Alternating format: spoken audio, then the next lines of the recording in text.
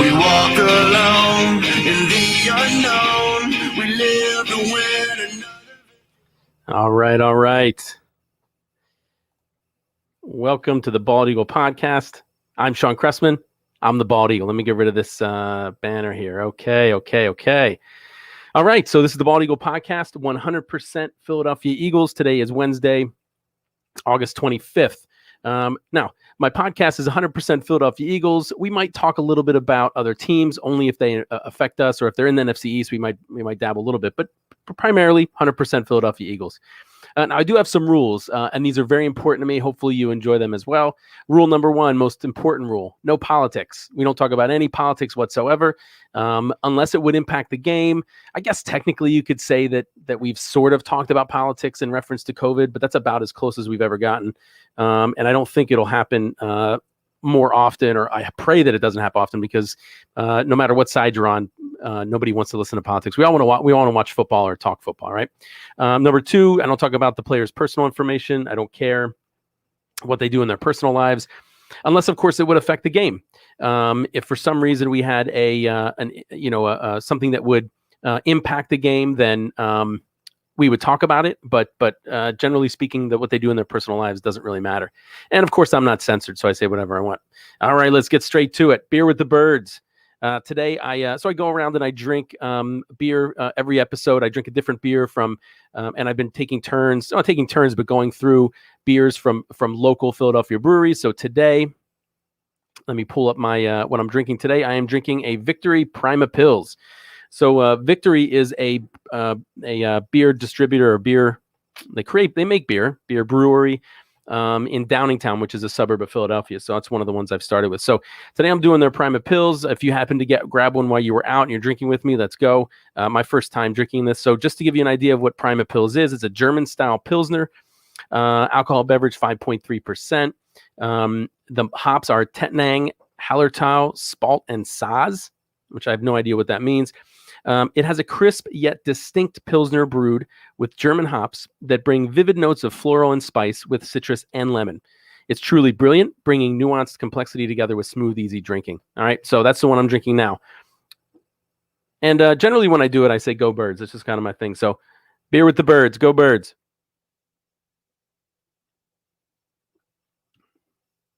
Very good. All right. Now, if you guys like to drink with me, which I enjoy, the company. Next week, I'm going to be drinking a Victory Hop Devil. I'm sorry, Instagram, I don't have a picture of Hop Devil, but for anybody else that's out there, you can see what it looks like. If you live in the Philadelphia area, you can probably grab this at one of your grocery stores that all sell liquor now, or beer anyway.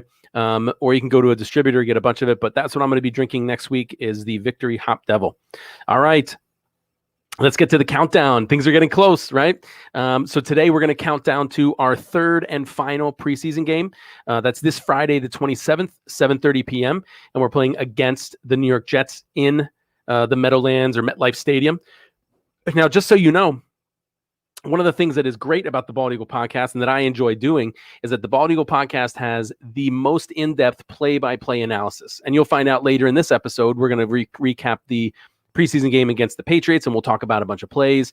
I gloss over, or I skip over the ones that really nothing meaningful happened, but we go into detail about the ones where meaningful things did happen.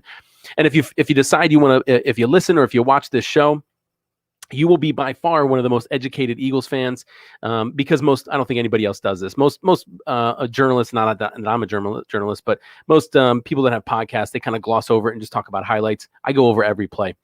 Now, as a side note, generally speaking, I have access to NFL Game Pass, which I recommend everybody gets.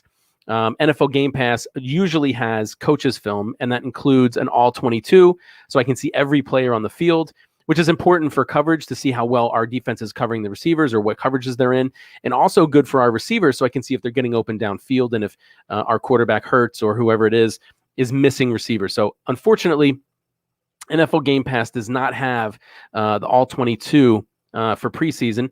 And in addition, they don't have the tackle box view, which again helps me tell you how well the offensive line is blocking, if they're picking up their blocking schemes or what they're doing. A little more difficult with just the broadcast view. I was able to put together a decent summary, but again, not as detailed as I would like it and as it will be once NFL Game Pass returns. So, okay, so I mentioned that our third and final preseason game is this Friday, the 27th, 7:30 p.m. at the Jets. Next Tuesday, August 31st, that will be the end of the preseason, and that means teams are required to cut from 80 players to 53. So currently, all the teams are allowed to have 80 players on their team. That will be cut down to 53 August 31st at 4 p.m. Eastern Standard Time, which is, now that's normal. Generally speaking, we would have 4 preseason games and everybody would have to cut down after the 4th one. Now that we have 3, people are required to cut down after the 3. And it was tiered. It was down to 85 week 1, 80 this past week, and we'll talk about that. But then straight down to 53 that week after that. Nice thing is that with the 3-game preseason, we have a 2-game waiting, or a 2 week off, 2 weeks off between preseason and regular season. So that gives all the teams more time to heal, time to make adjustments, time to pull out some free agents, get them in for a look at during practice. So real exciting. Should be a good regular season. Now, regular season starts Thursday, September 9th. That's NFL kickoff. It's a Thursday night game. Dallas Cowgirls are playing at the Tampa Bay Buccaneers. It's on NBC. Now, I'm going to run through our schedule quick. Again, I do that for my own memory. I also do it for you guys. Anybody that listens to the Bald Eagle podcast, not only from the play-by-play, but the things that I repeat, hopefully has our schedule ingrained, our draft picks ingrained in your brain, so it's something you can sound and be educated about, right? So week 1, Sunday, September 12th, 1 p.m., we play the Falcons in Atlanta. Week 2, Sunday, September 19th, 1 p.m. at home against the 49ers. Week 3 is our first of 2 primetime games. 8:15, we play Monday Night Football at the Cowgirls. Week 4, Sunday, October 3rd, 1 p.m. against the Chiefs at home. Week 5, Sunday, October 10th, at the Carolina Panthers. Week 6, Thursday, October 14th, 8:20 p.m. It's a Thursday Night Football game at home against the Tampa Bay Buccaneers. Week 7, Sunday, October 24th, 4:05 p.m. at the Rams. Week 8, Sunday, October 31st, 1 p.m. at Detroit. Week 9, Sunday, November 7th, 4:05 p.m. against the Chargers at home. Week 10, Sunday, November 14th, 4:25 p.m. at Denver. Week 11, Sunday, November 21st, 1 p.m. against the Saints at home. Week 12, Sunday, November 28th at the Giants. Week 13, Sunday, December 5th, 1 p.m. at the Jets. Week 14, we have a bye, and we'll talk about that in a minute. Week 15, a to-be-determined game against the Washington football team at home. It does not have a date or a time, so it'll either be that Saturday or Sunday. I'm not sure why Saturday is included, but I guess that's a possibility. Week 16, Sunday, December 26th, 1 p.m. against the Giants. Week 17, Sunday, January 2nd, 1 p.m. at Washington. And then Week 18, we finish up the season Sunday, January 9th, 1 p.m. against the Cowboys at home. Now that is in my opinion, great schedule. I mentioned it a million times. I've mentioned the fact that we have a late bye. Week 14 is really late. And I didn't know how late it was until I got around to checking it today. And week 14 is the latest bye in the NFL. And there's only a handful of other teams, 3 other teams that have a week 14 bye. The Colts, Dolphins, and Patriots all have a week 14 bye. Buys go now. Generally speaking, again, we've moved to a 17-game regular season versus a 16-game regular season. In the past, buys were between week 4 and 12. This year, they're between 6 and 14. So even though it's an additional game, buys are pushed back an extra 2 weeks. Dallas has a week 7 bye. Washington has a week 9 bye. And the Giants have a week 10 bye. So we are the latest in the NFL. We are by far the latest in our division, which I think is an advantage. The later the bye, in my opinion, the later in the season, you get a nice 2-week break. You get some time to heal, and then you get a nice run of 4 games in a row, all of which are against NFC East rivals. So it puts us in a really good position to take away the division. So real excited about that schedule. We also have a pretty easy schedule. Technically, it's the easiest based on opponents' winning record last year. Our strength of schedule, or our opponent's winning record last year, was 0.43. Unfortunately, the Cowgirls have the second easiest at 0.452. Giants are number 25, 32 being the easiest, 0.474, and Washington's tied for 15th. They actually have an opponent winning percentage that is above 500 at 504. Then we have the wild card weekend, Saturday, Sunday, January 15th and 16th. Divisional playoffs, Saturday, Sunday, January 22nd, 23rd. Championship game, Sunday, January 30th. And Super Bowl 56 to 2022. That's what I saw. February 13th at SoFi Stadium in Inglewood. And hopefully we're going to watch the Eagles win that one, right? Go Birds. Okay. Let's do a quick draft recap. I know you guys have heard about it, but let's do a refresher just to remind you. We have 10 picks in the 2022 NFL draft. That's important. It's nice. We already have 2 first-round picks. One of those we got from Miami for the trade. We have 2 second-rounders. One of those is from the Colts for Wentz that can become a first. We have a third, a fourth, 2 fifth-rounders, a sixth, and a seventh, right? We went into this most recent draft, 2021, with 11, made some moves, left with 9. First overall pick, 10th overall, we picked Devonta Smith. Round 2, 37th overall, Landon Dickerson, a center from Alabama. Round 3, 73rd overall, Milton Williams, defensive tackle, Louisiana Tech. Round 4, 123 overall, Zech McPherson, corner from Texas Tech. Round 5, number 150, Kenneth Gainwell, running back from Memphis. Round 6, 189, Marlon Tuipulotu, defensive tackle from USC. Round 6, 191, Teron Jackson, defensive end, Coastal Carolina. Round 6, 224, Jacoby Stevens, linebacker safety, LSU. Round 7, number 234, Patrick Johnson, outside linebacker from Tulane. We also grabbed a bunch of undrafted free agents. I'd say 4 of them have been waived. One real recently, Jamon Osborne, the wide receiver. We did waive him to hit 80 players this recent week, but we still have 3 left. We kept Jack Stoll, who had a decent game against the Patriots. Jaquan Bailey, who's been, has had some times where he's done really well against Pittsburgh. Our defensive line in general didn't do as well this week as they did the previous week. And then Coyote Awasika, offensive tackle from Buffalo. All right, let's get to the meat of everything, the play-by-play. Okay, so we won the toss. We received. They kicked off. We open up the game, 1st and 10 on our 19. Run Miles Sanders to the right for 10 yards. Now, remember, something important to remember, the score admittedly was very poor.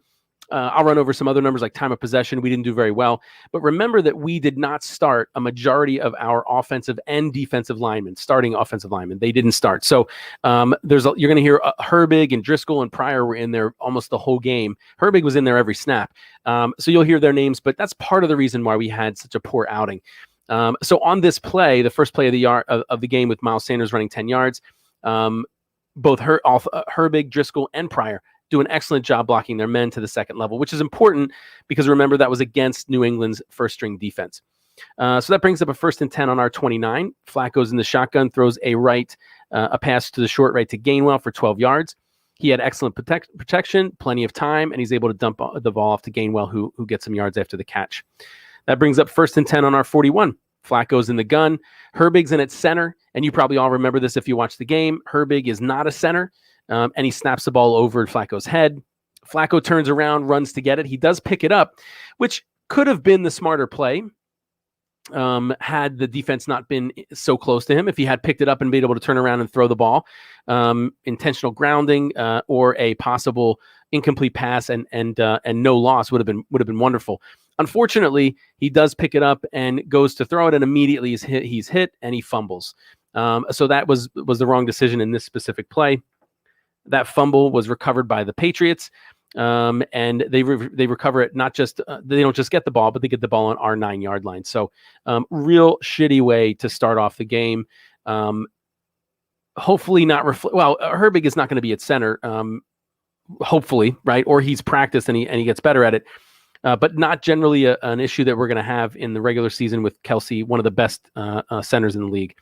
So after that turnover, the Patriots have the ball, 1st and 9 on our 9. 1st and goal on our 9. They run Harris up the middle for 4 yards. 2nd and 5, 2nd and goal on our 5. They run up the middle for 5 yards and score a touchdown. I don't think anybody really did poorly on that play. New England just did a good job of blocking. We weren't able to shed those blocks. So after that score, they kick the ball off. We get the ball on our 22, 1st and 10. We run Miles Sanders up the middle to the 25 for 3 yards. Would have been a longer drive, but Goddard gets pushed down by their linebacker Van Noy, and they collapse the hole before Sanders can get through. Otherwise, there was a nice space for Sanders, so Goddard has to pick it up a little bit with blocking. That brings up a 2nd and 7 on our 25. We run Howard left for 6 yards to the 31. Brings up a 3rd and 1 on our 31. This time we ran Jordan Howard again. He is supposed to be our 3rd down back. He's supposed to get those 1-inch or 1-yard plays, but he's unable to get it. So he has no gain. So it brings up a 4th and 1, and we punt.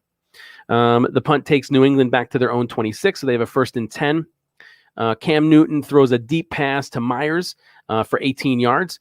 Now, again, this is preseason. A lot of coaches don't want to show their hands or show their plays. One of the things we've done very little, if any of, is blitz. Go Birds.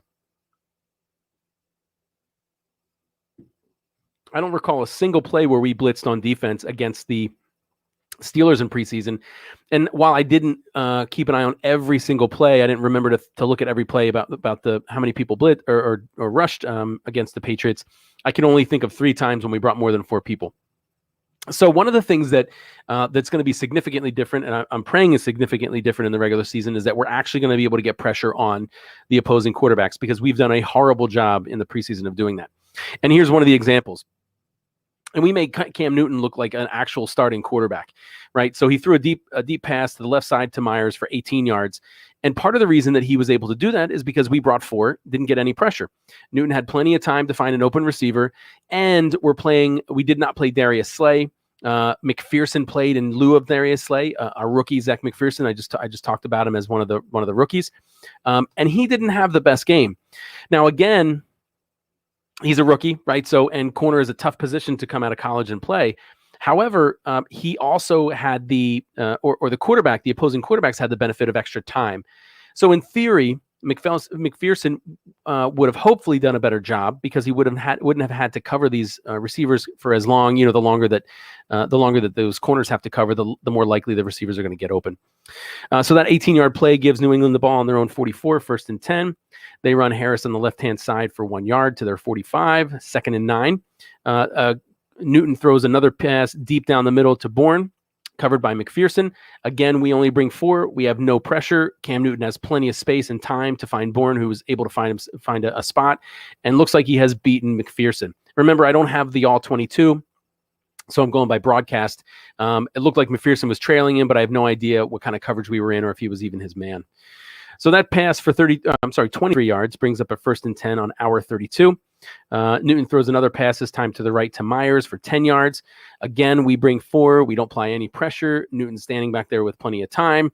Myers is slightly open. This time it wasn't so wide open. There was a good pass that leaded him away from coverage. Again, he was covered by Zach McPherson. I don't know if he intentionally picked on him or if he just happened to be open. But that was another play against McPherson for 10 yards. So that gives them the ball 1st and 10 on our 22.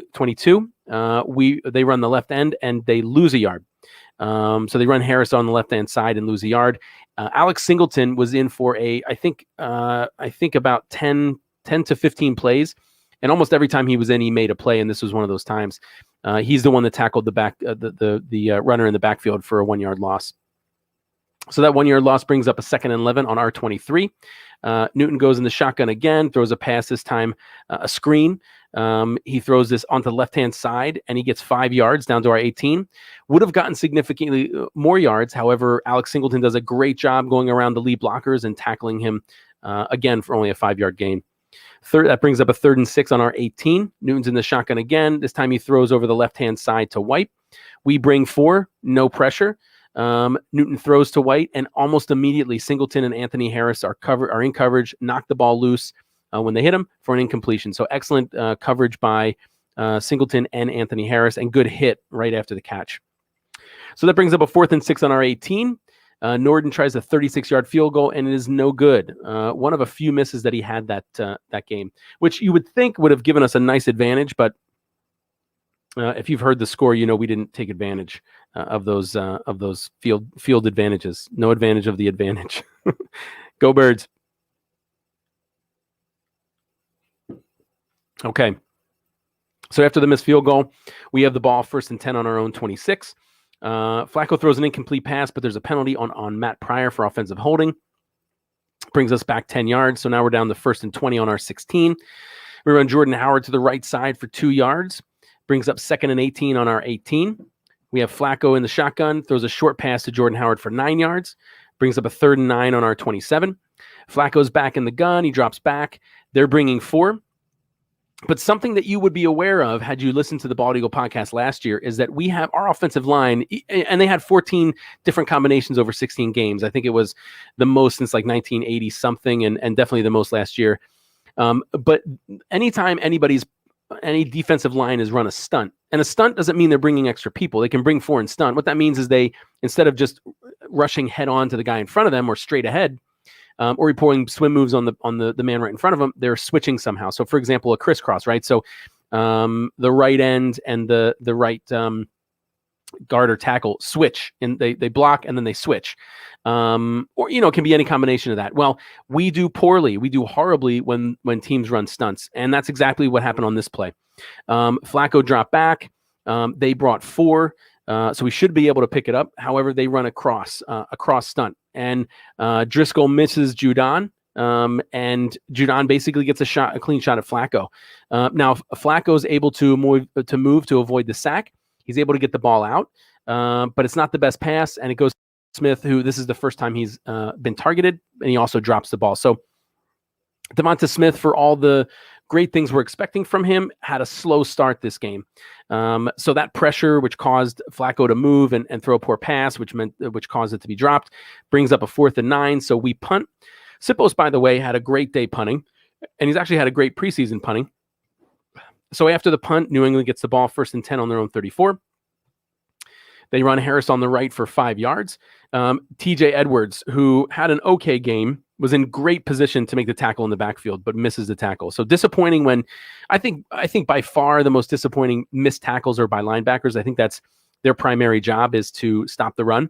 So when TJ Edwards was in position to make a tackle in the backfield and doesn't, real disappointing, because it could have made a big difference, right? It only turned out to be a 5-yard gain, but 5 yards is 5 yards. So it brings up a 2nd and 5. New England has the ball on their own 39. Newton throws another pass, this time short to the right for White for 8 yards. Toth is able to bull rush his man and put some pressure on Newton, but Newton's able to move and get away from it. And he dumps the ball off to White for an 8-yard gain. That brings up 1st and 10, New England on their own 47. Newton throws another pass, this time over the middle to Michelle. We only rush 4. I think we blitzed more than 4 people, perhaps 3 times. The defensive end, Jaquan Bailey, who we've mentioned is an undrafted free agent, is able to get around his left tackle Win, put some pressure on Newton, forcing him to step up, throws a quick pass to Michelle, who's hit immediately by Wilson.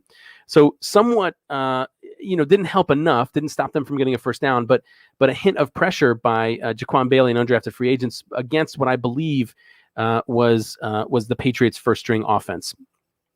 So Jaquan Bailey is a name that you've heard.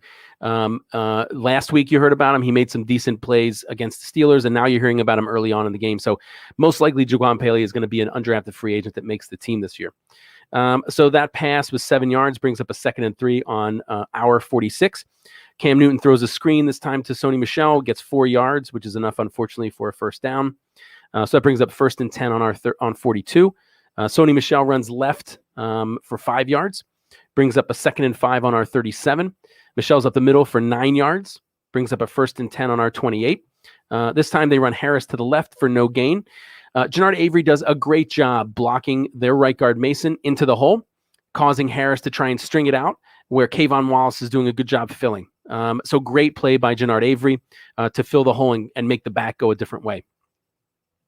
Unfortunately, on the next play, 2nd and 10, from our 28, Newton's under center. He drops back. Again, we bring 4, no pressure.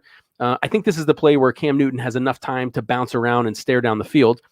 He's able to eventually find Myers, who's wide open over the middle. Again, it looks like he's in Wallace's zone. It looks like we were in zone, and perhaps he was the closest guy was Kayvon Wallace. He runs free down to the 5, where McPherson completely misses a tackle, embarrassingly. And then Myers continues after that missed tackle. TJ Edwards is on his back, but doesn't slow him down enough to go all the 28 yards to score a touchdown. So on that play, that Norden kicks an extra point, no good. So that brings the score to 13-0. was an 8-play, 66-yard drive that took up 4 minutes and 43 seconds. Now, one of the nice things that we saw, and I don't know how it's going to pan out because he didn't have the greatest camp, but it sounds like he might be turning things around. Maybe too late, I don't know. John Hightower played. He had issues with, I believe, his groin or hamstring. It seems like almost every one of our players has had one of those. So Hightower played this game and did return this kick. 18 yards, not significant, but at least he's in there playing. So after the return, we get 1st and 10 on our 19. Flacco's in the shotgun, has good protection, throws a decent pass to Rodgers for 10 yards, and it's a good patch by Rodgers. In addition, New England's Anderson lowers his head to initiate contact, so there's a 15-yard unsportsmanlike conduct penalty, so we get another 15 tacked onto that. Now that play ends the first quarter, so let's move into the second quarter. So after that play and the 15-yard penalty, it's 1st and 10 on our 44. Flacco's in the gun. He drops back. Defensive end Barmore gets past Opeta with a swim move. Not the first time, or not the last time Opeta's gonna screw up. And he's able to get straight to Flacco's face as he's throwing the ball. I don't know if the ball was short because Flacco had somebody in his face. He didn't follow through, or if it was intentionally a back shoulder pass, which could have been. Either way, Devonta Smith is unable to make the adjustment. Almost like he caught it too late and wasn't able to twist quickly enough. But that was the second time Devonta Smith was targeted and eventually dropped the ball. So that incomplete pass brings up 2nd and 10 on our 44. Flacco in the shotgun again, throws over the middle to Kroom. Unfortunately, it was incomplete, but that play, Kroom was injured, and I think we waived him with the injury designation, but I think it was a somewhat serious injury. So that brings up 3rd and 10 on our 44. Flacco in the shotgun again, has good protection, throws the pass to Smith, which is behind him, and he can't catch it, so it's incomplete. We do get a nice little gift from Winowich, who gets a 15-yard roughing the passer penalty. I think this one was actually pretty clearly a penalty. He hit him very late, but we got another 15 yards tacked on, so it extends the drive and gives us 15 yards. Go Birds. I'm really enjoying this Prima Pils. Hopefully you guys are too. So after the incomplete pass and the penalty, we get a 1st and 10 on New England's 41. Flacco throws a short pass to the right for Devonta Smith. He has good protection, makes a quick, accurate throw. This is the one thing that I've heard a lot about Devonta Smith is that he's a very good route runner. And this is one of the plays that I could actually see him run the route in the broadcast.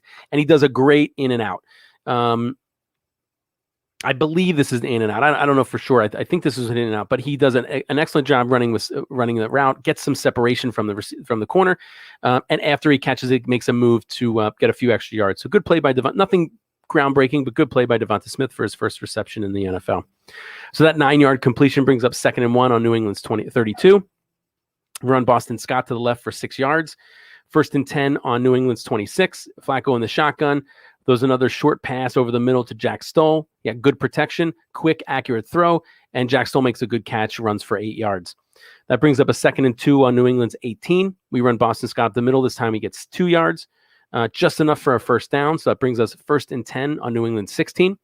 Flacco's in the gun. He drops back, good protection, rolls to his right, throws a good pass to Rodgers, who has to slide on his feet to catch it, hits him in his hands. Right, hits the receiver while he's sitting on the ground in his hands, but Rodgers is unable to catch the ball and hold on to it. Should have been a completion. I believe it was enough for a first down, but it falls incomplete, unfortunately. So that brings up 2nd and 10 on New England 16. We run Boston Scott again for 2 yards. So that brings up 3rd and 8 on New England's 14. Flacco throws a short pass to the right to Rager. Good protection, quick, accurate pass. Rager gets hit almost immediately after catching it from the front and the back, so he gets sandwiched, and he holds on. Only a 5-yard pass, I guess, would be the downside. But good news, Rager caught the ball, caught a contested, difficult catch, and held on. So that's positive. He had been struggling early on.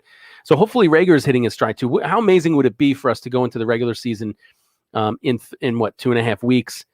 Not even, about 2 weeks or so, with a healthy, fresh Devonta Smith, with Watkins, who's been peaking, with Rager, who's been really clearing up, and maybe even Hightower, coming in and making a name. Now, I haven't heard a lot of stuff about Greg Ward, which is really disappointing because based on last year's performance, I thought he was a guaranteed starter, open all the time last year, but I haven't heard a lot about him. So, I'm not really sure where he fits. I don't know if he's being replaced by Rager. which might be the case and would be very disappointing, but we'll see. In any case, good catch by Reagor, just not enough for the first down.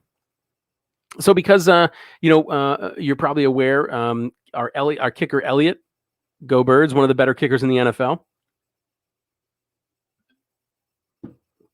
has a non-serious ankle injury. So because of that non-serious ankle injury, we went for it on fourth down every time. We didn't attempt a field goal or have the opportunity for an extra point. So on 4th and 3 on New England's 9, we go for it. Flacco's in the gun. They bring 5, so they blitz. We actually do a great job picking it up. Flacco throws a floater to the corner. So you maybe remember this one. Floater to the right corner of the end zone. Quez Watkins has a step on his guy. Unfortunately, the throw is on the inside. Now, maybe that's the way it was supposed to be, but the throw was on the inside of Watkins, which gave their corner Duggar the opportunity to get close enough to leap in the air and knock it down. Now, had the throw been to the outside, would have made it more difficult for Watkins because he would have had to turn around and track the ball. However, it would have been nearly impossible for anybody to knock it down. So had Flacco thrown a little bit to the outside, Watkins would have had a nice touchdown. The positive out of this play is that Watkins was open. Watkins had an opportunity for the touchdown had the ball been placed in a better spot. So we can only hope that that Hurts is able to make that adjustment and throw the ball better. So we don't complete that 4th and 3 on New England's 9, so we give the ball up on downs. So New England gets the ball 1st and 10 on their own 9. They run Michelle for 4 yards, but there's a penalty, offensive holding. So that brings it to, and that was an offensive holding down the field. So it was enforced at the 9. So that brings up 1st and 14 at their own 5. They run Michelle to the right for 1 yard. Edwards did a good job. TJ Edwards did a good job forcing Michelle to bounce out, and then Singleton and Jaquette were there to finish things up. So another good play by TJ Edwards, which I think he had a handful. He did have one bad play, and everybody did. Singleton had a missed tackle. But overall, TJ Edwards had a pretty good game. So that 1 yard play brought the Patriots 2nd and 13 on their own 6. In the shotgun, now Mac Jones is in. Throws a pass over the middle to Bourne. We bring 4. We don't put any pressure. Bourne is open. But again, TJ Edwards makes a great play, leaping to knock the ball down in the air. So that ball falls incomplete. So that brings up 3rd and 13, New England on their own 6. This time Jones drops back, throws a ball deep left to Harry. We bring 4. Again, we don't have any pressure on Jones. He has plenty of time to find Harry, who was wide open, and it's a 19-yard pass play. So that 19-yard pass play brings up a 1st and 10 for New England on their own 25. Throw another pass short left to Michelle for 13 yards, but fortunately there is a offensive holding penalty. So that brings them back to 1st and 20 on their own 15. This time, Mac Jones throws a pass over the middle to Sony Michel for 7 yards. It's a screen, very well set up. They have excellent blocking, but Singleton makes an excellent play to prevent the ball from going too far. And the screen only gets 7 yards. Again, thanks to Singleton. He goes around one of the blockers. Had he not done that, there was a significantly there was, I think, 5 New England Patriots lead blocking for Sony Michel, who most likely would have gotten a sizable gain. So good job by Alex Singleton to stop that for only 7 yards. So that brings up a 2nd and 13. New England has the ball on their own 22. Jones in the shotgun again, throws a short pass to Sony Michel. This time we bring 4, no pressure. Michel is wide open in the flat. And this is where Singleton misses that tackle. Had he made the tackle, he was at the 29-yard line, so that means he would have gained 6 yards. However, he misses it. Michel runs for an additional 12 yards. That gives New England a 1st and 10 on their own 41. This time they run Stevenson up the middle. He gets 2 yards. 2nd and 8. New England has the ball on their own 43. Jones this time in the shotgun throws a pass to G. Olszewski for 8 yards. We bring 4, are unable to apply any pressure to Mac Jones, so he has plenty of time. So that 8-yard pass brings up 1st and 10. They're on our 49. They run Stevenson to the left for 9 yards. Again, Bradley. Now Bradley had a couple of missed tackles, and one where I was able to actually see the tackle box. They did a replay on the broadcast. Does a shitty job of trying, but Bradley, good play initially. He's in position to catch Stevenson in the backfield, but Bradley's not able to stop him. He pushes him back and spins for an additional 7 yards. So that 1st and 10 on our 49, instead of gaining 2, gains 9. because of a missed tackle by TJ Edwards. So that brings up 2nd and 1 on our 40. They run Michelle to the left for 1 yard. Brings up a 1st and 10 on our 39. This time, Jones is in the shotgun. We bring 4, unable to get any pressure. Jones has all day, eventually runs to his left and slides down. And on top of that, Zach McPherson was holding, so we add another 5 yards and an automatic 1st down. So they get a 1st and 10 on our 31. They run Stevenson up the middle for 7 yards. 2nd and 3 on our 24. Stevenson again up the middle for 5 yards. That brings up a 1st and 10 on our 19. Mac Jones is in the gun. He drops back. It's a screen to Stevenson, who's hit immediately after he catches the ball by TJ Edwards. And this was the one where initially on the field, it was ruled as a catch fumble. New England challenged the play. They then determined that he did not have a catch. It was not officially a catch. So it was just an incomplete pass, which is unfortunate because I'd much rather a catch fumble, but good play by TJ Edwards on that one. TJ Edwards, again, had a decent game. So that incomplete pass brought up 2nd and 10 on our 19. They run Michelle up the middle for 11 yards. Neither one of our linebackers are able to shed or avoid being blocked, which means that Michelle's able to make it to the second level. Had they were able to shed their blocks and converge on Michelle, maybe he gets 2 or 3 yards. Instead, he gets 11. That brings up a 1st and goal on our 8. They run Michelle on the left for 6 yards. 2nd and goal on our 2. Michelle up the middle for 1 yard. 3rd and goal on our 1. Stevenson to the left for 1 yard. So they decide to go for a 2-point conversion. They throw a pass. So Mac Jones steps back, throws a pass to Kay Bourne.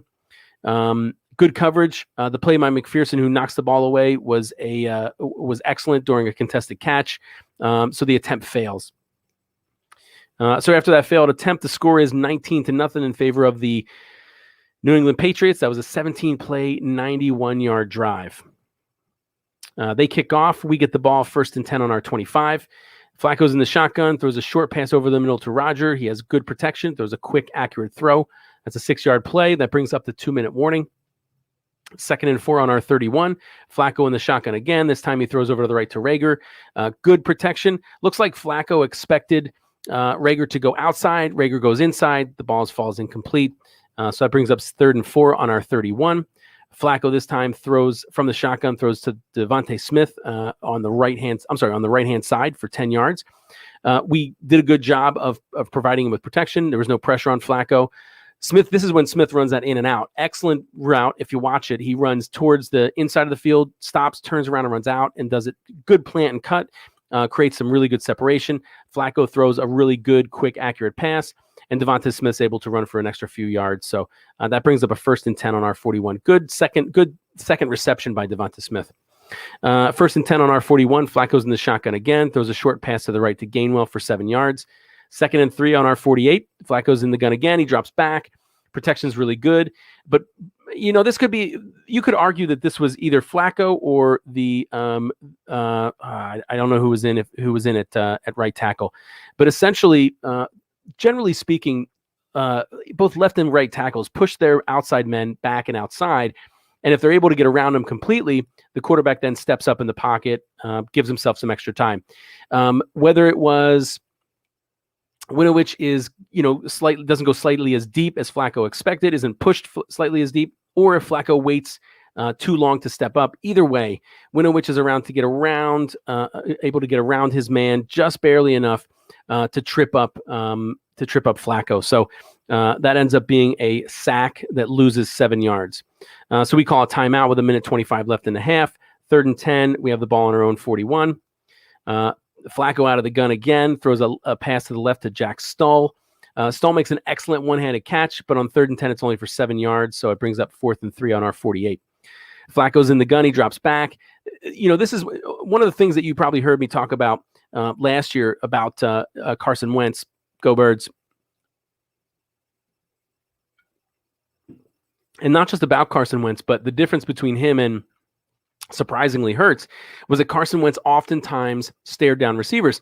One of the worst things you can do, because you're basically telling the corner where you're going, and then you eventually go there, that gives him a good jump on the ball.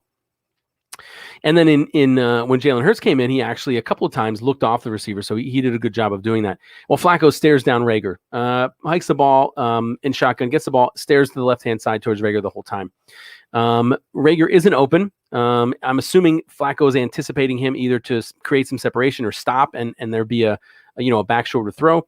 But either way, the pass is poor. Rager's being covered by Bethel, who has inside position and is standing in front of Rager, so much easier for Bethel to have position on the ball, and it's knocked down. Now, the ball, this is one of two tip drills, right? And that's something that happens in the NFL. You always play these tip drills. But because he has good position, Bethel's able to knock the ball down, but it goes up in the air. When it goes up in the air, Lange makes a good diving catch for the first interception of the game. Poor decision, poor throw by Flacco. I'm not sure what he was thinking. If you're going to try and throw a ball up and your man has back or the defender has inside protection, maybe you throw it high, right? But the throw the way he did was just a bad decision, bad throw. And unfortunately, it resulted in interception. So the Patriots get the ball back with 38 seconds left in the half. 1st and 10 on their own 45. Jones is in the gun. He drops back. We bring 4. Again, we're not able to get any pressure with just 4. Jones has plenty of time to wait for somebody to get open. Harry does. He's got a few steps on McPherson. The ball is slightly overthrown, too far for Harry diving, but heaven forbid that ball was thrown slightly shorter. It would have been caught for a touchdown. So poor coverage by McPherson on that play. They call a timeout. So 2nd and 10 on New England's 45 with 31 seconds. Jones in the shotgun throws a pass to the left for 8 yards, brings up a 3rd and 2 on our 47. 13 seconds left. They spike the ball to stop it. They get a delay of game, and then they punt. We get the ball 1st and 10 on our 9, and we kneel, and that ends the first half. The score at the end of the half was 19-0. All right, so the third quarter, New England gets the ball. We kick off. They get 1st and 10 on their own 25. Matt Jones throws a short pass to the left for 6 yards to Wilkerson, brings up 2nd and 4 on their own 31. Jones throws another pass, this time deep over the middle to Alwazewski. For 17 yards. And these next few plays I'm running over, nobody did anything poorly. We weren't able to provide any pressure, and their men were able to get open. I don't know what coverage we were in because I couldn't see that, but they just kept getting open. It could have been zone. We're not a very good zone team. Could have been poor coverage. I'm not sure. But Jones does a good job of running up the field. So after that 17-yard completion to Alwazewski, brings up 1st and 10. New England has the ball on their own 48. Jones this time throws a pass to the left to Taylor for 7 yards. Brings up 2nd and 3 on our 45. They run Taylor to the right for 12 yards. Brings up 1st and 10 on our 33. Jones throws a short pass to the right to Taylor for 3 yards. Brings up 2nd and 7 on our 30. This time Jones throws a pass to the right. Our defensive tackle, Ty McGill, is able to push his man to the side, get some pressure on Jones. Unfortunately, he's still able to get rid of it, and unfortunately, that pass goes for 21 yards. That brings up 1st and goal on our 9. They run Taylor to the right for 7 yards. In this situation, we have another. Oh, this is the one. Okay, so Taylor, if you recall, and I don't know if they played it again because it was embarrassing for Jaquette, but their Taylor cuts to the left, the inside. Jaquette commits to tackling him that way. Taylor plants his foot and spins, leaving Jaquette essentially on his knees. Like what the fuck? Almost like the guy disappeared. Unfortunately, it was an excellent move by Taylor. Made Jaquette look like he didn't know how to play football, and that allowed him to get seven yards on 1st and 9. 1st and goal from the 9. So now it's 2nd and goal from our 2. They run Taylor up the middle for 1 yard. 3rd and 1 from our 1. Taylor up on the right hand side for 1 yard, and they score another touchdown. This time they kick the extra point, and it's no good. So that brings the score to 25-0. That was a 9-play, 75-yard drive. It took 3 minutes and 10 seconds. They kick off. We get the ball 1st and 10 on our 25. We run Gainwell to the left for 6 yards, which I'm not sure why we haven't been running him more often. 2nd and 4 on our 31. Gainwell to the left for 3 yards. 3rd and 1 on our 34. This time Mullins is in the game. He's in the shotgun. Throws a pass to the left to Gainwell for 4 more yards. So 3 consecutive Gainwell plays. Brings up a 1st and 10 on our 38. Run Gainwell again, this time for 8 yards off the left. 2nd and 2 on our 46. Gainwell up the middle for 2 yards. Brings up a 1st and 10 on our 48. Gainwell on the left for 2 yards. Brings up 2nd and 8 at midfield on the 50. This time Mullins is under center. He drops back. Their linebacker Lange blitzes, which, in both games, both against Pittsburgh and New England, they blitzed way more than we did. Again, maybe 3 times we blitzed. I didn't count how many times they did, but I would say at least 10 or 15. So we have linebacker Lange blitzing and running right by Opeta, who had a couple of missed blocks. Gainwell does his best to block him out of nowhere, but he's unable to get to him in time, and Mullins is sacked back at our 43 for a 7-yard loss on 2nd and 8. Horrible job by Opeta, who just lets Lange run right past him untouched. Didn't even try and push him. So that 7-yard loss brings up 3rd and 15 on our 43. Mullins is back in the gun again. He drops back. Excellent protection. Hops around for a while, waiting for somebody to get open. Eventually, he gets some pressure at his feet. He stumbles, drops the ball, puts his hand down to try and stop him from falling, and drops the ball, right? He's able to recover the ball before he gets sacked, but he does get sacked for a 7-yard loss. Horrible, horrible play by Mullins. Had plenty of time to get rid of the pass, to do something productive, but he holds on to it for long enough to let their defense catch up, and makes just a very unathletic play, which was disappointing, dropping the ball while he's running and then falling on it. Just a horrible play by Mullins, who, as a side note, I thought was going to be an excellent third stringer. Had some really good games with the 49ers, but not turning out to be a legitimate third stringer. So that shitty 9-yard fumble and sack brings it to 4th and 22 on our 36. So we punt. Patriots get the ball 1st and 10 on their 30 with 6 minutes and 40 seconds left in the third quarter. Matt Jones throws a pass over the middle to Stevenson for 8 yards. Brings 2nd and 2 on their own 38. Stevenson runs to the left for 11 yards. 1st and 10 on their own 49. Stevenson runs up the middle for 5 yards. 2nd and 5 on our 46. Mac Jones throws a pass short left to Zuber for 12 yards. Brings up 1st and 10 on our 34. They throw a toss sweep to Taylor. New England does a good job blocking all of our 2nd and 3rd string guys, so they get 18 yards on that sweep. So big chunk plays after another. 1st and 10 on our 16. Mac Jones throws a pass over the middle to D.E. Ross, which is incomplete. 2nd and 10 on our 16. They run Taylor to the left for 4 yards. 3rd and 6 on our 12. Mac Jones from the shotgun again throws a pass to Ozuski, short right, 11 yards. So that brings up 1st and goal from our 1. Mac Jones throws an incomplete pass on the right to Asasi. Brings up 2nd and goal on our 1. They run Stevenson up the middle for 1 yard, score a touchdown. This time Norden makes the extra point, so that makes the score at 32-0. That was a 10-yard, 70-play drive. It took 4 minutes and 28 seconds off the clock. Go Birds.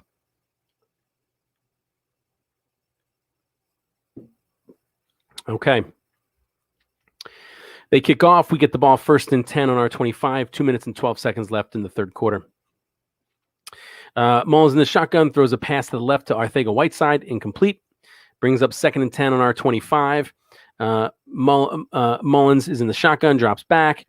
Malua rushes late, able to run through our defensive line untouched, gets a clean shot on Mullins, sacks him for an 8-yard loss. That brings up 3rd and 18 on our 17. Mullins is in the gun. He drops back. Winovich does another stunt. He starts on the left end, stunts up the middle. Herbig is pushing his man down the line. Winovich basically goes right behind him, untouched, puts pressure on Mullins, who's able to get the pass off at the last minute to Jack Stoll. Jack Stoll catches it at the 17. Stoll makes the first guy miss. Excellent play by him. And barrels his way for 7 more yards, getting hit numerous times. Does an excellent job carrying the ball. Good job by Mullins getting the ball out under pressure. Good catch and run. Again, our offensive line was confused by a crossing stunt or a pause and a movement stunt.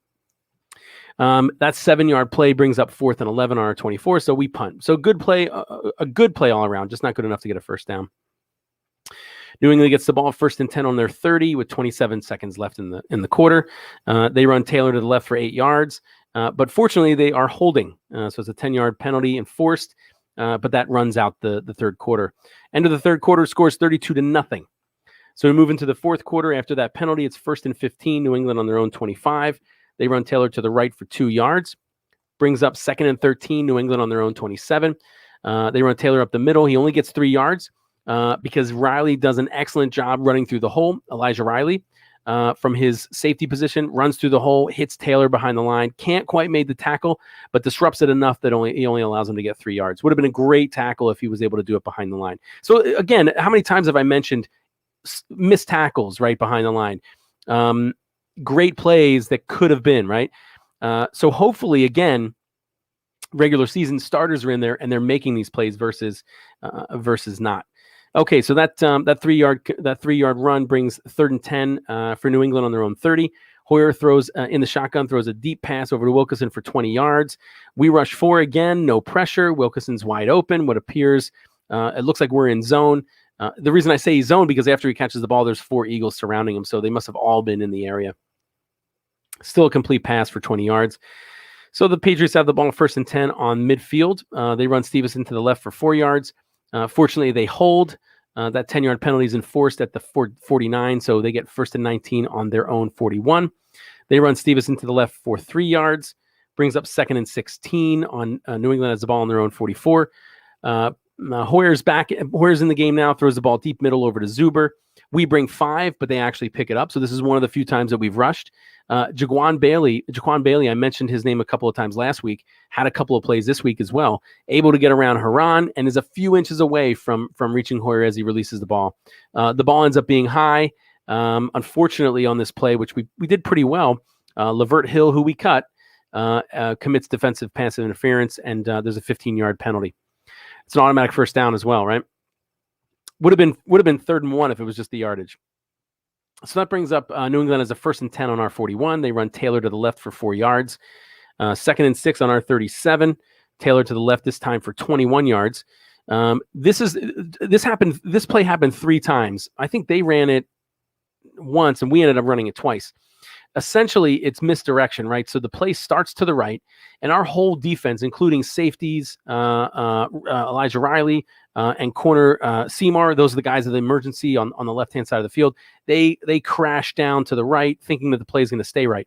Taylor cuts back to the left. Nobody's there because everybody crashed down, and he's able to get 21 yards on that run. So that brings up a 1st and 10 on our 16. Brian Hoyer throws a pass to the right to Wilkerson for 10 yards. Brings up 1st and goal on our 6. They run Stevenson up the middle for 2. 2nd and goal on our 4. Stevenson this time to left end. We're able to stop him for 2-yard loss. 3rd and goal from our 6. Hoyer's in the shotgun, throws a pass over the right. We rush 4. We're unable to get any pressure. Fortunately, Hoyer holds the ball, and Matt Leo in the meantime is able to get away and get some pressure on him because he's holding the ball so long. Hoyer scrambles to the right, ends up throwing it away. So this time it was actually excellent coverage and excellent getting some pressure on Hoyer, causing a throwaway on 3rd and goal from our 6. So they're forced to kick a field goal. Norton kicks it. It's a 24-yarder, and it's good. That brings the score to 35-0 in favor of the Patriots. That was a 13-play, 64-yard drive. It took 6 minutes and 24 seconds off the clock. They kick off the ball. We get the ball 1st and 10 on our 25 with 9 minutes and 3 seconds left in the game. Mullins in the shotgun throws a short pass to Elijah Holyfield on the right for 4 yards. Brings up 2nd and 4 on our 29. Mullins in the shotgun again. This time they give it to Holyfield from the left. This time he doesn't get any yards, no gain. Brings up 3rd and 6 on our 29. Mullins throws a pass to Fulgham on the left-hand side. This time Murray runs an inside-out stunt. So he starts inside, loops outside, rushes around and runs the outside, has a free shot in Mullins, and the pass is dropped incomplete because he's able to jump up and knock it down. So again, we don't do a good job of picking up that stunt. So that means we are at 4th and 6 on our 29, and we punt. In addition to the punt, Seymour decides to commit a face mask penalty, which is 15 yards. So that means that New England gets the ball 1st and 10 on their own 46. 7:32 left in the game. They run Taylor up the middle for 15 yards. We bring 5, but they block it all. They block well. And, anytime you rush, there's always a concern that if they get to the 2nd level, there's a chance they get to the 3rd level and they run for a touchdown because now there's less people back there. Got 15 yards, so they was able to get to the 2nd level, but fortunately we were able to stop him at the 3rd. So that brings up 1st and 10 on our 39.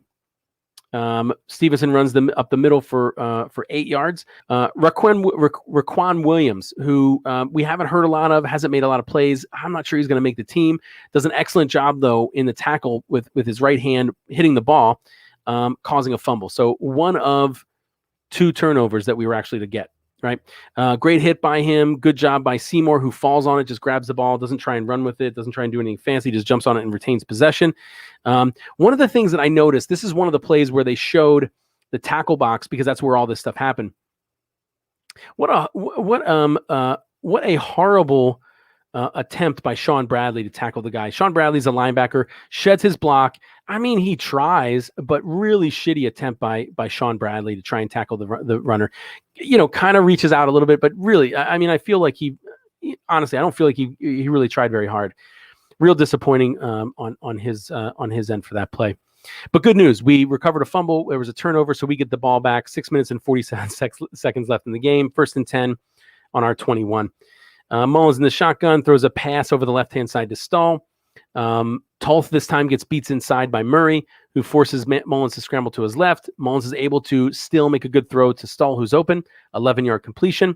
Brings up 1st and 10 on our 32. Mullins in the shotgun again, throws another pass, this time to Jack Stahl, but is incomplete. Brings up 2nd and 10 on our 32. Holyfield rights to the right. This time he gets 13 yards. And this is basically the same play that happened against us. He starts off to the left. Their defense this time crashes down. Instead of, this was actually intentional, however. This time he is able to, I'm sorry, I skipped a play here. 2nd and 10 on our 32. We run Holyfield to the right. He gets 13 yards. He starts to the left. They crash down. It opens up to the right-hand side. He runs around the right, gets 13 yards. 1st and 10 on our 45, same play. Holyfield again starts off to the left. Defense crashes down, opens up the right-hand side of the field. He cuts back, runs 20 yards this time. This one was actually planned. And the reason I say that is because Mullins actually gets out there and gets in the way. I wouldn't say he provides a block, but he gets in the way, extending this one. So the last one was 13. This one was 20 yards. So good run by Elijah Holyfield. 1st and 10 on New England's 35. Mullins throws a short pass to Holyfield this time, only for a yard. Brings up 2nd and 9 on the New England 34. This time they run Holyfield to the right. Herbig gets beat inside by Spence, causes Holyfield to change direction. Kreider gets basically thrown down by Thurman, and Thurman makes the tackle for a 2-yard loss. Good news, Kreider did get cut. Herbig still, though, is a main part of our offensive line, so he has to really get more of a consistent game together. So that 2-yard loss brings up 3rd and 11 on New England's 36. Mullins in the shotgun throws to the right to Jack Stoll. We rush 5. Our offensive line does a good job of picking it up. Stoll tries for a one-handed catch, but isn't able to bring down the ball, so that goes incomplete. So that brings up 4th and 11 on New England's 36. Mullins in the gun. He drops back. New England brings 5 again. We pick up the rush again. Thurman runs a stunt, starts to the right side, pushes Kreider and bounces to the left, has a clear shot at Mullins, who can't get away fast enough, is sacked for a 12-yard loss. So another stunt, more confusion on the offensive line, no way of blocking it. Something that we was horrible at last year. We really need to practice picking up stunts. Fortunately, though, there was defensive holding on that play, so we get a 1st and 10 on New England's 31. So all that meant really nothing, but important to note. Because again, something that we consistently are doing poorly with is stunts. When people decide to start outside and go inside, or vice versa, we're just thrown off and can't pick it up. So that penalty brings up 1st and 10. We have the ball on New England's 31. Mullins in the gun again. He drops back. New England brings 4. They run a stunt, and we actually pick it up this time. Mullins throws over the middle to Jack Stoll. He's covered pretty well. I would say that based on the coverage, a low ball would have been ideal. That way, the corner would have to come over the top of Jack Stoll, who's a big guy. Instead, the ball is thrown high. Stoll still gets both of his hands on it. Should have caught it, but it goes through his hands. Of course, again, this goes up in the air. There's I wouldn't say it's a fight for the interception. In my opinion, Colbert wanted it more than Arnold. If you look back at the replay, they collide. Colbert grabs the ball in the collision. Arnold basically falls back on his ass and kind of gives up. I wouldn't say give up, but basically wasn't there soon enough, didn't try hard enough, and gets beaten to the ball by Arnold. By Colbert. So it's an interception. So that, again, Stoll should have caught the ball, shouldn't have been tipped in to begin with. Arnold should have tried harder to either prevent the interception or make the catch. a completion, but neither of those things happened. So the interception gives the Patriots the ball, 1st and 10 on their own 32 with 3 minutes and 18 seconds left in the game. They run Stevenson to the left for 9 yards, 2nd and 1 on their own 41. Stevenson up the middle for 4 yards, brings up a 1st down, and they kneel to the end of the game. So game ends 35-0. Not the best outing that we've had. I guess I would say that I get some solace on this game from the fact that we played barely any of our offensive and defensive linemen. So while we struggled to protect our quarterbacks, things should improve with starters in there. And while we struggled to get any pressure on the opposing quarterback, not only did we never run a blitz, but we again were using a lot of our second string defensive linemen. So horrible game, but somewhat expected. One thing to note, if you haven't heard, Jalen Hurts came out during warmups, seemed like he was fine. They showed replays of him warming up and he's dancing around, acting like everything is okay.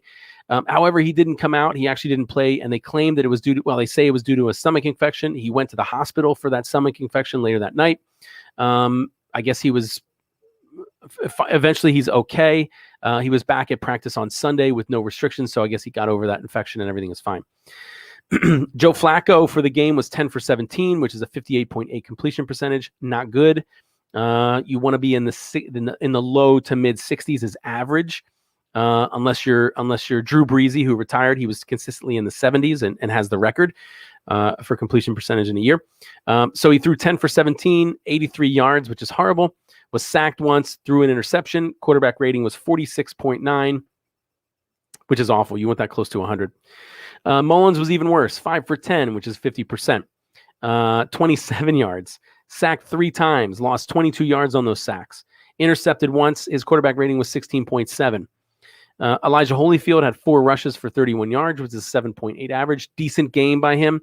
Admittedly, he didn't have any difficult runs. He basically just on 2 consecutive plays went left, cut right, and there was a big wide opening. He also had 2 targets, 2 receptions for 5 yards. Kenneth Gainwell, 5 rushes for 21 yards, more traditional running up the middle and things like that for a 4.2 average. He also had 3 targets, 3 receptions, and 23 yards. So pretty decent game by Gainwell with some limited time. Jack Stoll, top receiver, 7 targets, 4 receptions for 33 yards and 8.3 average. We were 2 for 10 on 3rd down. Not good. We were 0 for 2 on 4th down. Not good. We were 0 for 1 in the red zone. Horrible, right? When you're in the red zone that close, you need to put up points. Now, again, we didn't kick any field goals. We would not have been blanked. We would not have been shut out had we had Elliott there to kick. We would have made at least 2 or 3 probably. We only had 163 total offensive yards versus New England's 486. We had 110 passing. Now, the net passing yards was 81 because you take out the sacks. We had 82 rushing yards. We had the ball 22 minutes and 56 seconds versus the Patriots 37 minutes and 4 seconds. Now, I mentioned we sat most of our starting linemen on both sides, so people that didn't play at all. Brandon Graham, Jason Kelsey, Lane Johnson, Andre Dillard, Brandon Brooks, Fletcher Cox, Josh Sweat, Derek Barnett, Javon Hargrave, and we sat our top corner, Darius Slay. Big difference, right, in what an starting offensive line can do, what a starting defensive line can do. I mentioned we barely blitzed. I think we blitzed I saw 3. Could have been a handful more, but not significantly more. This loss brings our record to 0-2 in the preseason, and we also have the worst point differential in the NFL at -43. Now, again, I don't think much of this means anything because we barely are playing any of our starters. Really, if it means anything, it means that our second and third stringers aren't that good compared to other the Patriots and the Steelers' second and third stringers. But to give you some maybe to make you feel a little bit better, both the Seahawks and Falcons have a point differential of -40. And if I remember correctly, the Seahawks only have 10 points scored. I think we have like 15 or whatever we got last game. So at least we're not the lowest scoring team, and at least we're not too far off from 2 other pretty historically successful teams in the NFL. Also, we're 0-2 in the preseason, which is only 1 game away from who would be in first place. Washington, they're 1-1. The Giants are 0-2. The Cowgirls are 0-3. And in fact, the NFC is 5-28 in the preseason. How the AFC is pulling this off, I don't know. I didn't sit down to see if the AFC is doing anything strategically different. But the AFC is then 28-5 in the preseason, significantly different than the NFC. And again, I didn't do any research to find out if the AFC has been playing their starters more often, which really would be the main explanation, but I don't know. Now, as a reminder, there is absolutely no documented correlation between preseason records and regular season records. So don't let the 0-2, the point differential, any of that stuff get you down. There's no correlation. And in fact, in this new 3 preseason season, right, people have been playing their starters even less than they did when there was a 4-game preseason season. Okay, let's get to some Eagles news. The Eagles have been in joint practices with the Jets. They were in that yesterday and today. Good news coming out of it about Hurts, not as positive as it had been against the Patriots and in training camp, but he's been making some really good throws. He did miss a few, apparently. The one knock that I've been hearing about Jalen Hurts is that he's been holding onto the ball too long.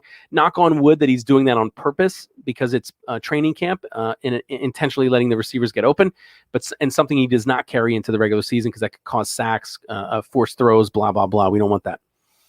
He did take 2 sacks in team drills yesterday against the Jets. 2 sacks doesn't really mean it was 2. It means it was at least 2. Could have been more because, remember, quarterbacks are still technically off limits even in these joint practices. They're not going to hit them very hard. I've heard rumors or heard stories about almost every receiver on the team making good plays. Fulgham apparently had the best practice against the Jets yesterday. Watkins had the best catch against the Jets, a one-handed leaping catch. He landed on his back and is okay. Rager had some good contested catches. Hightower at one point was wide open, had a touchdown if the pass was placed slightly better.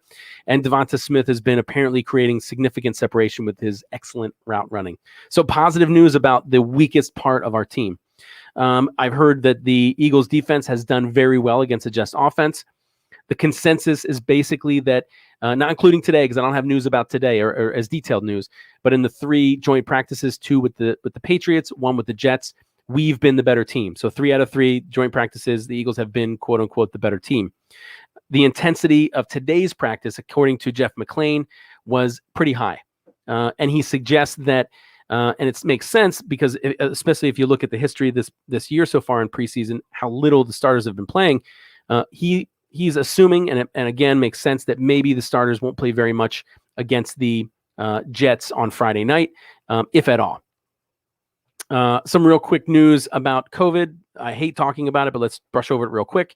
Back on June 20th, all teams had announced they would be at full capacity. There's been some changes. They're still all at full capacity to my knowledge, but now some places are requiring face masks, including the link. You have to wear a face mask when you're indoors. The Raiders are the first and only NFL team to require vaccinations for anybody to enter their stadium. I don't believe the article that I read said that it was vaccines or anything. So according to the article I read, the Raiders in Vegas at Allegiant Stadium are requiring you to be vaccinated to attend their games. The Saints are requiring proof of vaccination or a negative COVID test within 72 hours of game time. And they are requiring masks, except for when you're eating or drinking.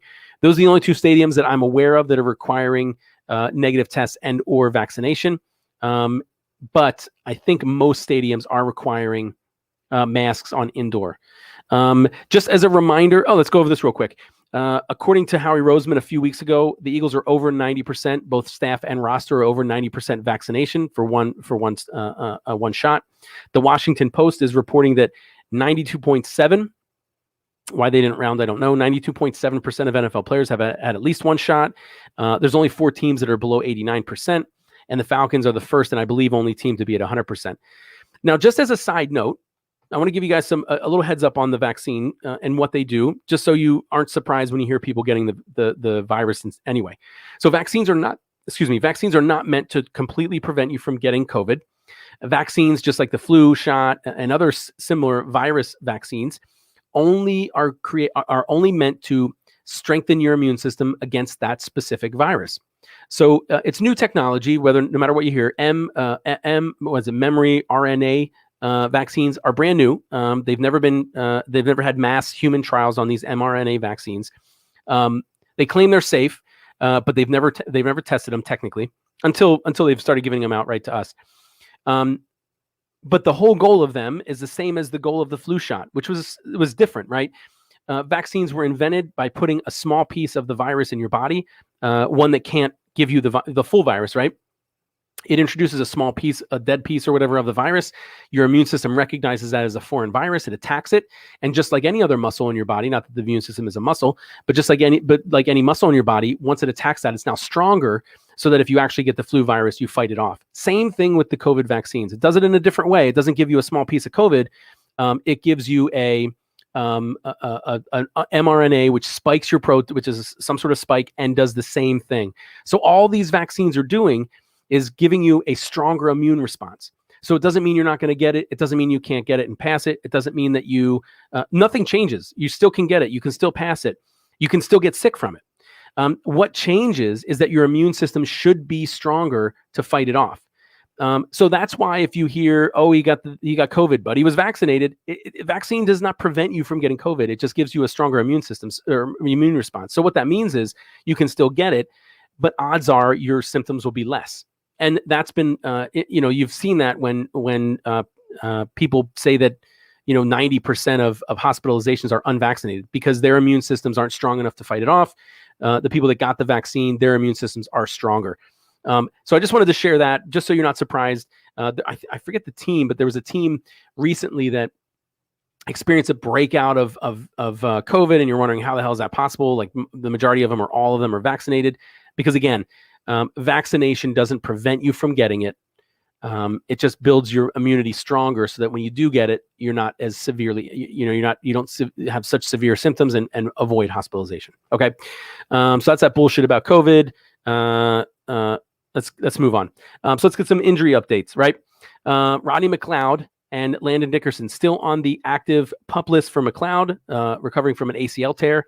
And from the non-football injury list, Dickerson from a college injury, his ACL surgery. Both of them are expected. Well, I don't know about Dickerson, but McLeod is saying he plans on being ready for week 1. It's important, though, that they are what their status is on September 1st. If they're still on the active roster on September 1st, they can come back, I believe, at any time. If they're not, I don't believe they can come back. So we got to make sure they're on the roster on September 1st. Ryan Kerrigan, surgery on his thumb. He'll be back for regular season. He's a seasoned vet. He doesn't really need training camp and practice and preseason. So he'll definitely be back by regular season. Jake Elliott, day-to-day with a non-serious ankle injury. So he'll be back for regular season 2. Jason Huntley, running back, is day-to-day with an injury to his ribs. Isaac Sayamalu, offensive lineman, week-to-week with a hamstring injury. Linebacker Davion Taylor, week-to-week with a calf injury. Left tackle Andre Dillard, week-to-week with a knee sprain. Although he did participate limited in practice on Monday. One other thing I read is that even though Dillard is injured, it doesn't mean that Malata is automatically the starter. That position is still up for grabs, and we'll find out who starts on September 12th. Safety Kayvon Wallace, week to week with a groin injury. Linebacker Jacoby Stevens, our draft pick, week to week with a hamstring. Defensive end Derek Barnett, day to day with a shoulder injury. Defensive tackle Fletcher Cox, day-to-day with a groin.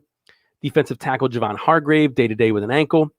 Jannard Avery, day-to-day with a groin injury after that good performance against the one good play against the Patriots.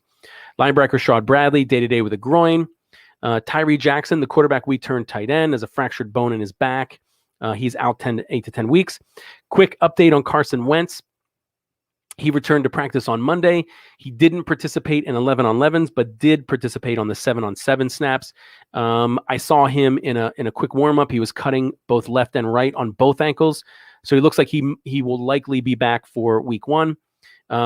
Just as a reminder, we need him to play 75 total snaps.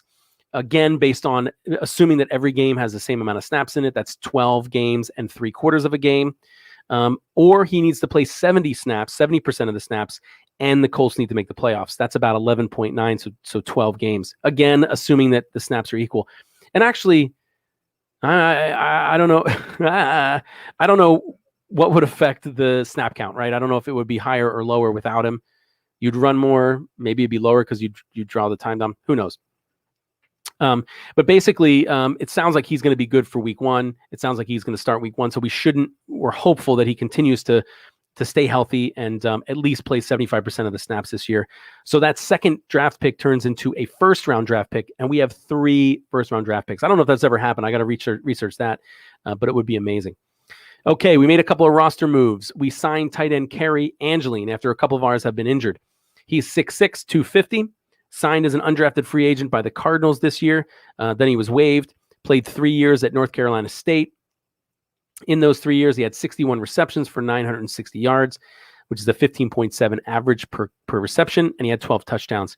In 2020, he was tied for 5th among all tight ends in NCAA with 6 touchdown receptions. So not bad. And at 6'6", 250, big guy, which we need. We need a big guy on our team. We put tight end Jason Kroom on injured reserve. Just as a reminder, injured reserve is a little different this time. He has to be on for a minimum of 3 weeks instead of 6. And he has to return to practice within 21 days. He has to be put on the active roster. If he's on injured reserve, he does not count towards the 53-man roster. However, he had to have been on the 53-man roster as of September 1st to be eligible to go onto IR and return. In the past, you could only have 2 players return from injured reserve, and they must have missed a minimum of 8 games. Because of COVID last year, they changed it to a minimum of 3 weeks, and there's no limit. So there's an unlimited amount of players that can go on IR and come back, and they carried those changes over to the season. I mentioned that so yesterday by 4 p.m., after the end of the first week of preseason, teams had to cut from 85 players to 80. We waived Joe Ostman with an injury designation. That was one guy. We also waived undrafted free agent wide receiver Jaman Osborne, who played 4 snaps this preseason. We waived wide receiver / tight end Hakeem Butler, undrafted free agent center Harry Kreider, and corner Lavert Hill. Both of those 2 had pretty shitty games against the Patriots. As a reminder, just to keep this in your mind, to keep an eye out for news, which I haven't heard any of. A while back, I'd say a few weeks now, not that too long ago, we converted $8.49 million of Lane Johnson's base salary and over $9 million of Derek Barnett's base salary to signing bonuses. We had 4 voidable years to Derek Barnett's contract. What that means is those signing bonuses now are averaged over the next 5 years versus a current year hit, which means we created $14 million in additional cap space this year, which is not concerning, but interesting, because in the past, Howie Roseman said, we do not need to renegotiate Lane Johnson because we didn't need the room. So what do we need the room for? That's what I'm throwing out there. I pray that it's not for Deshaun Watson, because I think this late in preseason, it would be very disruptive. I'd prefer giving Jalen Hurts a shot and then stocking up on draft picks in case that doesn't work.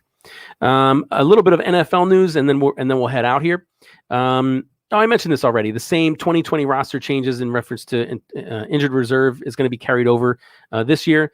We're also allowed to have a 16-man practice squad instead of 14, and you can call up 1 or more players as late as 90 minutes before kickoff.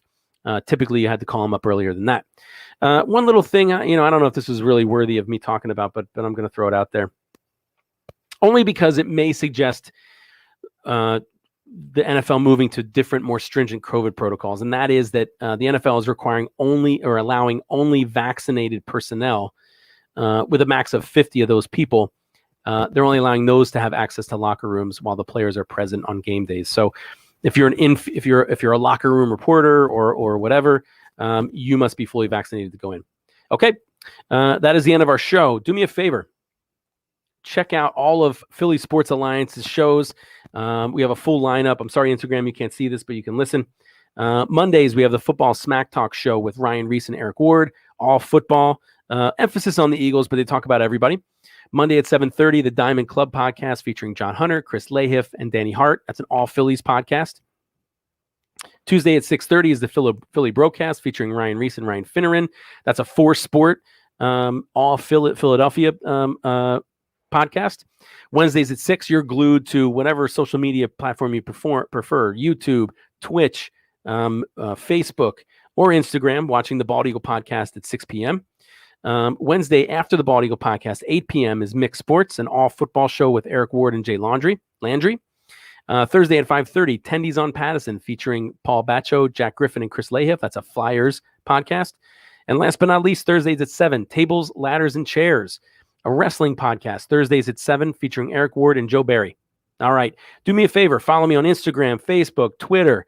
Go to the YouTube, type in the Bald Eagle podcast and find me on there. Like me and follow everything you can. All right.